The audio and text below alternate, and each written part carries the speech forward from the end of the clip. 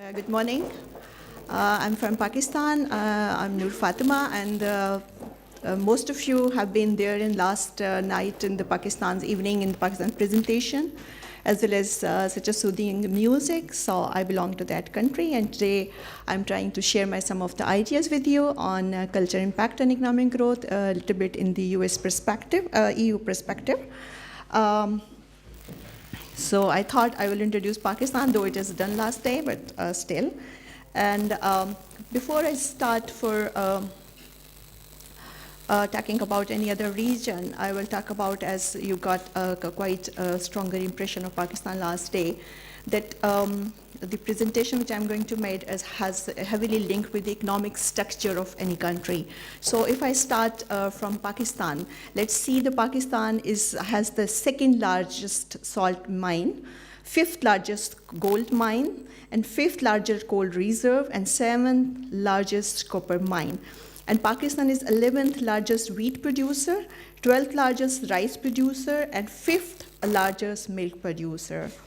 And still you see, having that kind of all rich culture and natural enrichment, endowment in Pakistan, Pakistan is not producing economic growth, even the per capita income for the last at least 20 years.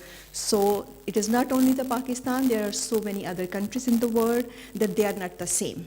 So that is the question of my actually interest as a political economist, that what is there which makes a country to grow, at the same time having the same kind of resources, natural resources, human resources, for that matter, my earlier fellow said the human capital, but still, what is the reason that some countries, there are countries who grows faster, there are countries who actually fails on the economic outcome. So here I'm going to link with the economic structure. If just for the example, this is the Pakistan economic structure, and then there should be a bigger question that why Pakistan is not producing economically. So because actually the condition, as per the economists, the conditions are not the same. Conditions mean the economic structure, the political structure, and the culture structure of that society. So maybe we need, for the condition, we need good governance, we need good financial instruments, we need independence of a Federal Reserve Bank, maybe we need a good economic growth, pro-poor economic growth policies. But what has not been addressed till most recent is that is there any role of culture to produce economic growth? Is there anything to do with the culture when we say that economic growth has many determinants, but is that one of the determinants is culture or not? That is the question. Okay. So in context of Europe, where I see the culture meeting economics. Why I see that? If you look back in recent years, particularly after 2008 economic crisis of the whole world, the whole world has gone into economic recession. Unfortunately, Pakistan was able to basically sustain it, but it has hit more Europe and more America. And so you must have noticed that there are certain countries in this region, for instance, Spain, for instance, Greece, which are facing so far the heavy economic problem. They are defaulting, they're going to IMF, and they are asking also time and again, they're coming for the rescue to the Germany also. And now the German Chancellor, they have told them that no, that's enough. Now you have to make your austerity measures. You have to make the laws and the structure so that you can generate your own resources, you can generate your own revenue. So that is the question. So you have the same economic condition, you have the same weather, you have the same region. So why are you not producing? So and you can, nobody will come to your rescue, to the last resort every time when you have economic recession or you have economic problem. So keeping that in view, this crisis, I have actually tried to look at the weather for EU. Actually, is helpful. The cultural aspect of the production is helpful to bring some kind of economic output, so that in the hours of particularly the economic crisis, whether this element can be determinant of economic growth.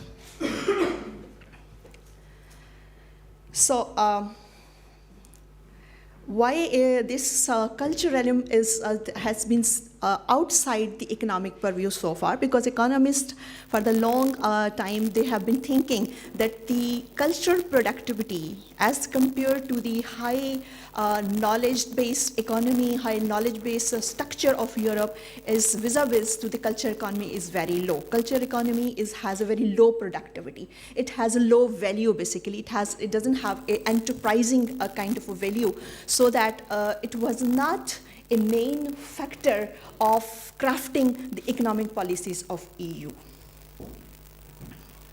So this proved actually a wrong conceptualization, because culture activities are one of the first and easiest. That is the reason that culture activities are the easiest and the first one in the sector where you get your budget cuts.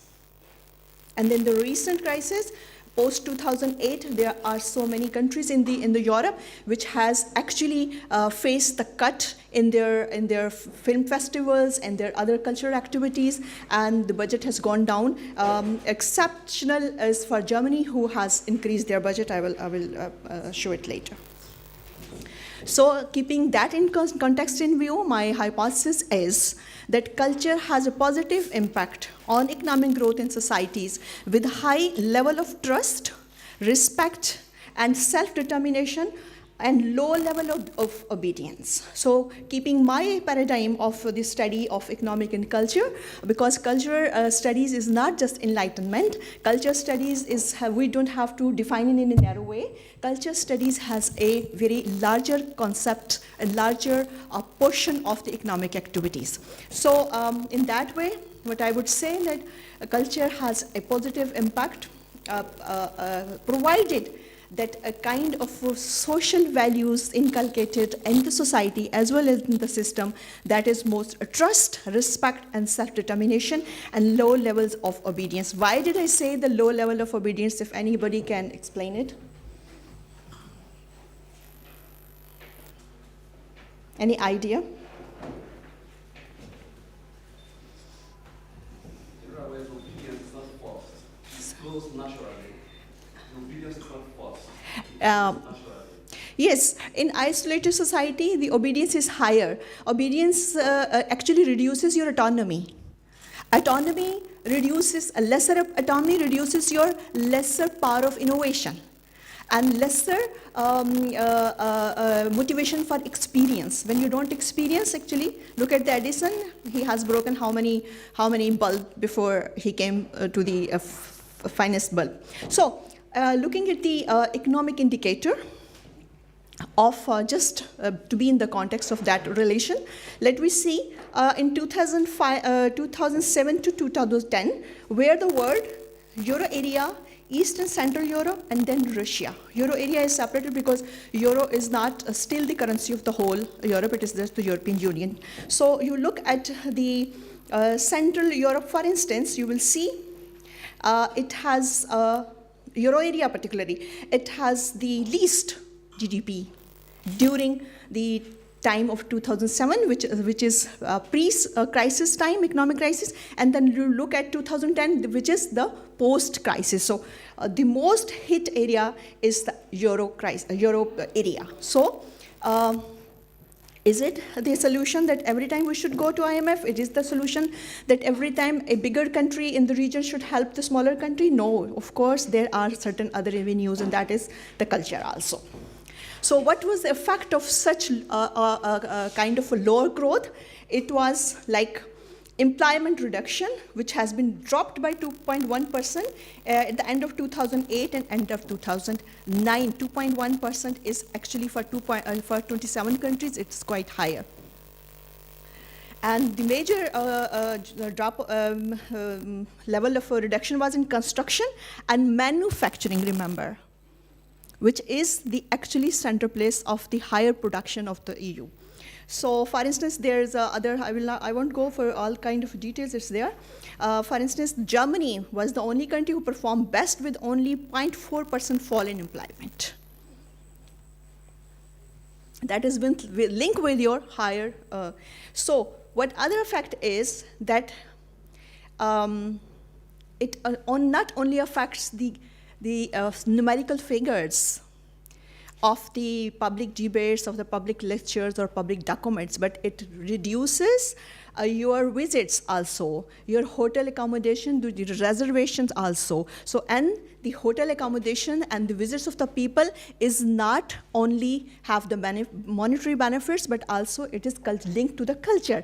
And that is linked to your tourism also. And tourism brings us again to the culture and the traveling and holidays as where the majority of the population concentrates its contact interaction with culture. If you have a reduced visit, for instance, reservations, a reduction of your mobility, it means you have a reduction in your monetary benefits, you have a reduction into as well as with your cultural interaction also.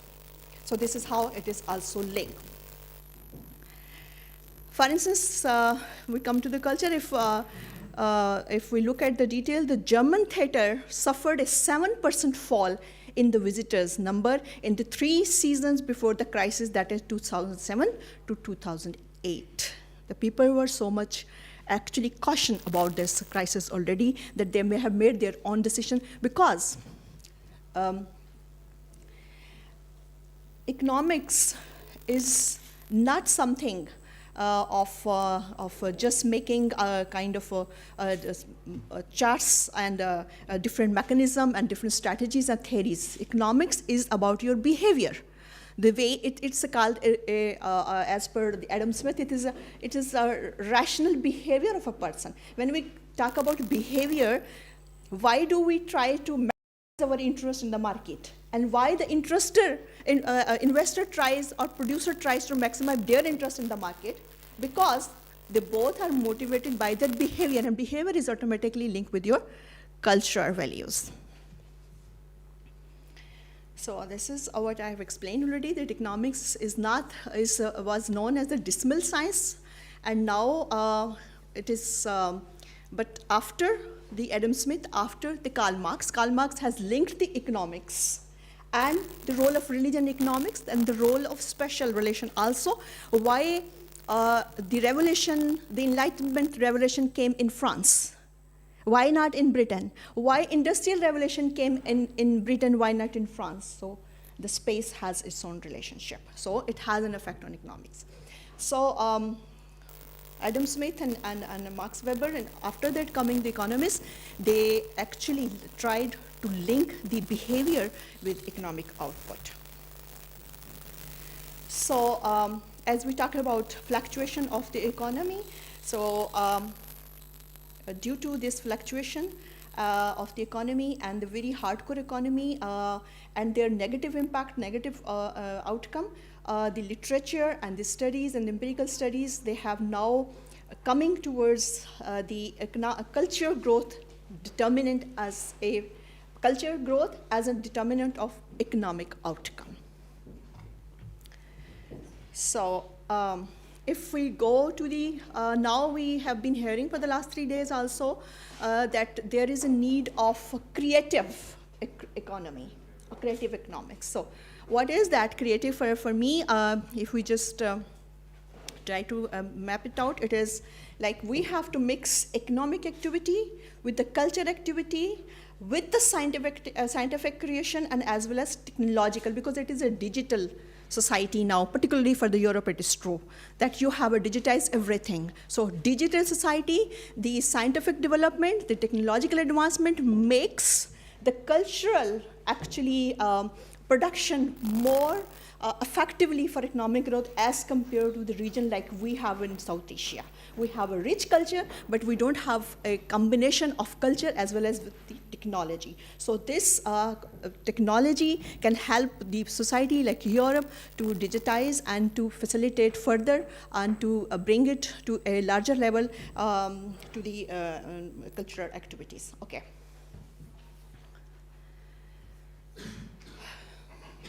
since European Union has historically been built through market forces and economy. They talk about more market. They talk about more competition. But there was less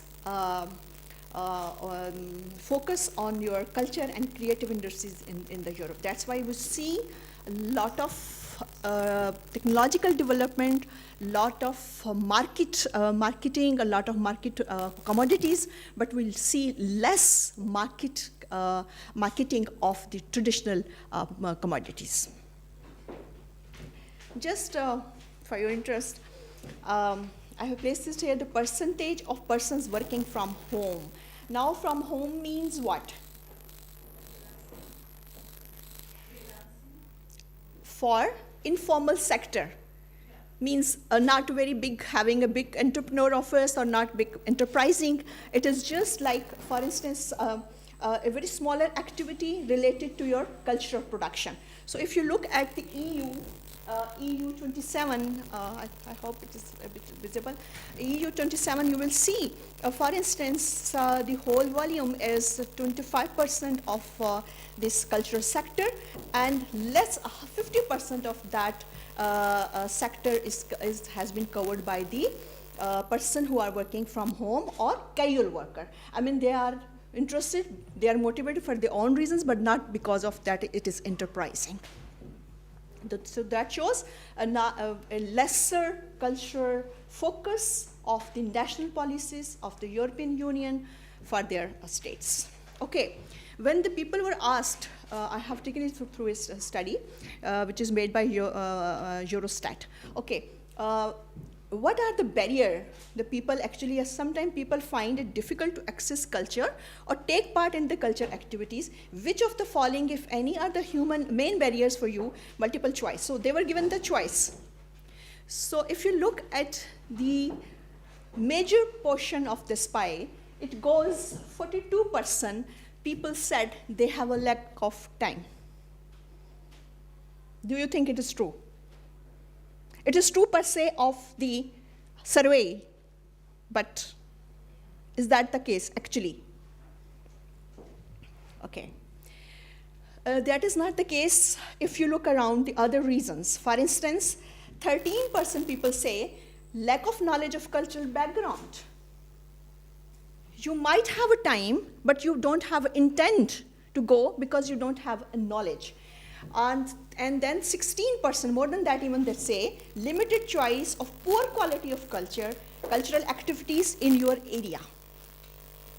So that is where your digitization, I just mentioned earlier, will work. That is where your focus of your economic policies as a component of a culture policy will work. 17%, which is a quite higher number for a society which claims is a high knowledge, knowing kind of a society, it's 70% of the people say lack of information. They don't have even information about the cultural activities in their area. Second to 42%, there is a higher number is 29%. That means it is too expensive. Too expensive, so it makes actually no production. Because it is not only the product you consume, basically, because when you consume, it is automatically, sometimes it is how to regenerate that technology through that consumption of the goods also. So this 29% says too expensive, that is also a point of concern of the public policy makers in EU. Lack of interest. So that is no reason actually, which is coming from 27% people says we have no interest. So is that that we should be fine with it? We should not be fine with it. Why don't they have the interest? That is the question, and that should be looked for. The policymaker should look for it. Okay, and I will not go for all the details because the time constraints. So. There is other aspects of the EU culture where they were asked certain questions, and if you look at the well, badly, and don't know, you will see the people are really interested, and they evaluate the culture aspect of the economy. And then you look at, for instance, when the last question was, when compared to other continents, it is much easier to see what Europeans have in common culturally. 67% people said yes. For instance, in South Asia, we cannot say that we have a same culture. Some of the element, but not all. But in Europe, at least, keeping certain things aside, but it is almost the same culture. So it should have been more rich than any other region of the world. Okay.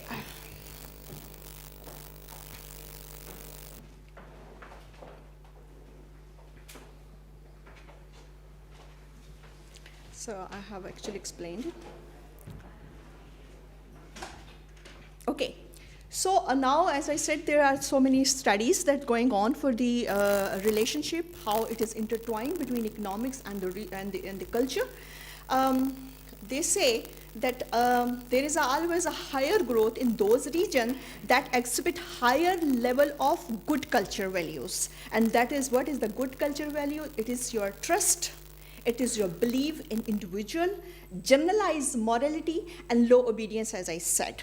So if, just for example, if we look at, this is the a bit older quantification of the growth, but just to link it with these three elements of the culture, element of the factor of the cultures impacting the economic growth. If we look at these figures, it will explain that the rate of per capita income growth from 1960 to 1989 stays very high with Korea, East Asia, Japan, and China, as compared to South Africa, Nigeria, or African region. And in the middle comes the Europe and the New World, Scandinavian countries in the Europe. So what is the reason for higher? Because it is because of those three elements of the culture: the trust, their motivation level on which they work, and the confidence. So trust, and these three elements were the higher in the period of 60 to 89. So that has given them the growth rate 6 and plus, whereas the Africa stays at 1 and lower. So these three elements matters a lot, though there is a quite difficult to quantify the culture aspect also, how to actually quantify and how to bring it into the figures. But still, there are certain studies. Okay.